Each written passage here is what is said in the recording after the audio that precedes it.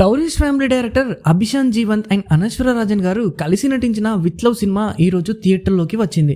Trailer చూస్తే ప్రేమాలు cinema feels వచ్చాయి. మరి సినిమాలో నిజంగా అంత కంటెంట్ ఉందా లేదా అని తెలుసుకోబోయే ముందు please subscribe to our channel.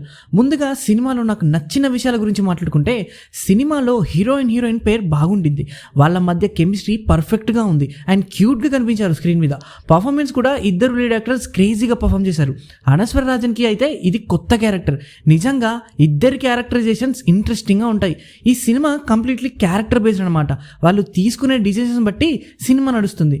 ఇంకా సినిమాలో కొన్ని మంచి ఫన్ మూమెంట్స్ ఉన్నాయి. తెలుగు డబ్బింగ్ బాగుంది. మన Telugu memes and social media కంటెంట్తో మంచి డైలాగ్స్ రాశారు అండ్ అవి ప్రాపర్గా పేలాయి కూడా. ఇంకా స్కూల్ ఎపిసోడ్స్ని డీసెంట్గా క్యాప్చర్ చేశారు.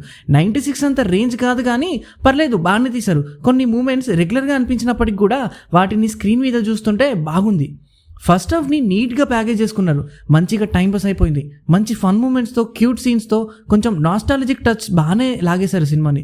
ట్రైలర్లో చూపించిన ఆ ఫ్రెష్ పాయింట్ ఏది అయితే ఉందో అది ఐడియల్ లెవెల్లో బాగుండింది. ఒక నాస్టాలజిక్ టచ్ ఇవ్వడానికి మంచి పాయింట్నే రాసుకున్నారు. నాకు ఈ సినిమాలో నచ్చిన ఇంకో విషయం వచ్చేసి క్యారెక్టర్స్ పాయింట్ ఆఫ్ వ్యూ.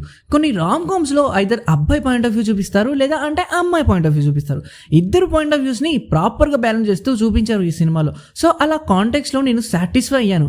టెక్నికల్గా ప్రొడక్షన్ క్వాలిటీ బాగుంది.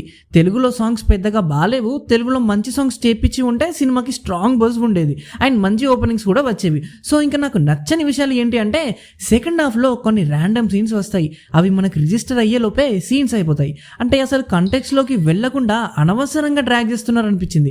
ఇంకా ప్రీ క్లైమాక్స్ టు క్లైమాక్స్ ఒక టెంప్లెట్ బేస్లో మనం ఆల్రెడీ చాలా మూవీస్లో చూసినట్టే జరుగుతూ ఉంటుంది. అంటే కైండ్ ఆఫ్ కావాలని ఆడియన్స్ని మ్యానిపులేట్ చేసి ఒక విషయాన్ని చూపించి మళ్ళీ అది కాదు, అట్లా కాదు అని ఒక సింపుల్ రీజన్తో ఎండ్ చేసేయడం.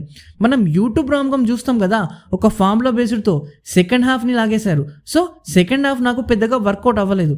కామెడీ ఫస్ట్ హాఫ్లో ఆర్గానిక్గా ఉంటే సెకండ్ హాఫ్లో కొన్నిసార్లు హాఫ్ బేక్డ్ అండ్ ఫిల్లర్స్గా అనిపించాయి. ఎమోషనల్గా పెద్దగా ఫీల్ అవ్వడానికి సినిమాలో ఏం ఉండదు. సో ఫైనల్గా ఇట్స్ ఎ టైంపాస్ ఫిలిం. ఊరికి టైంపాస్కి అట్లా ఊరికి నవ్వుకుని వచ్చేయచ్చు అంతే. అంతకు మించి ఎక్కువ ఎక్స్పెక్ట్ చేయవద్దు.